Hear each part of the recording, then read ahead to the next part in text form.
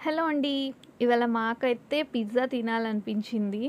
But ఎప్పుడు బయట నుంచి ఆర్డర్ పెట్టుకొని తెచ్చుకుంటామే తప్ప ఇంట్లో అయితే ఎప్పుడు ప్రిపేర్ చేయలేదు మేము. సో, ఇవాళైతే మేము బ్రెడ్‌తో అయితే ప్రిపేర్ చేస్తున్నాము పిజ్జాని. Bread pizza. సో, ఆ రెసిపీని మీకు కూడా చూపిద్దామని చెప్పి వీడియోనైతే తీశాను. వీడియోని ఎక్కడ స్కిప్ చేయకుండా అయితే చూడండి. మీకు కూడా ఎలా ప్రిపేర్ చేయాలి, ఏంటి అనేది ఒక క్లారిటీ అయితే ఉంటుంది. నా ఛానల్‌ని సబ్స్క్రైబ్ చేసుకొని వాళ్ళుంటే సబ్స్క్రైబ్ చేసుకోండి. ఫస్ట్ అయితే మనం సన్న మంట పెట్టుకొని 2 సైడ్స్ బ్రెడ్‌నైతే కాల్చుకోవాలి. ఒక 8 పీసెస్‌నైతే తీసుకున్నాం మేము.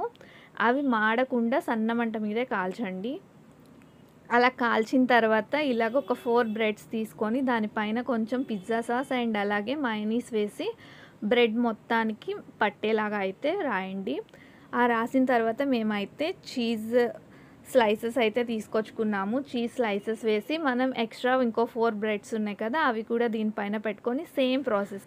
ఫస్ట్ పిజ్జా సాస్ వేసి మయోనీస్ వేసి ఎలా అయితే అనుకున్నామో సేమ్ ఇప్పుడు కూడా అలాగే రఫ్ చేసి మొత్తం పట్టేలా పెట్టుకోండి. పెట్టుకున్న తర్వాత మనం ముందుగా కట్ చేసి పెట్టుకున్న ఆనియన్ అండ్ అలాగే స్వీట్ కార్న్, టమాటో అండ్ అలాగే క్యాబేజ్, మేమైతే ఈ 4 వేస్తున్నాం. క్యాప్సికమ్ అవేమీ వేయడం లేదు. మీకు కావాలి అంటే అవి కూడా ట్రై చేయొచ్చు. మేము ఓన్లీ ఇవి మాత్రమే ప్రిపేర్ చేసి పెట్టుకున్నాం. స్వీట్ కార్న్ ఉడకపెట్టేసి పెట్టుకున్నాము. ఇలా మనం onion, cabbage, sweet corn and అలాగే టమాటో వేసేసి దానిపైన కొంచెం అయితే చీజ్ని అయితే వేయండి. వేసిన తర్వాత ఒక 10 to 15 మినిట్స్ మనం హీట్ చేసుకోవాలి దాన్ని. మేమైతే ప్యాన్ మీదే పెట్టుకున్నాము. పెట్టేసి దానిపైన ఒక మూత అయితే పెట్టేసి ఒక 10 to 15 మినిట్స్ ఉంచండి. 15 మినిట్స్ తర్వాత సర్వ్ చేసుకొని తినండి. టేస్ట్ అయితే చాలా బాగుందండి. మేము ఫస్ట్ టైం ట్రై చేసినా కానీ చాలా బాగా వచ్చింది. సో, అందుకనే మాకు బాగా నచ్చింది ఇది.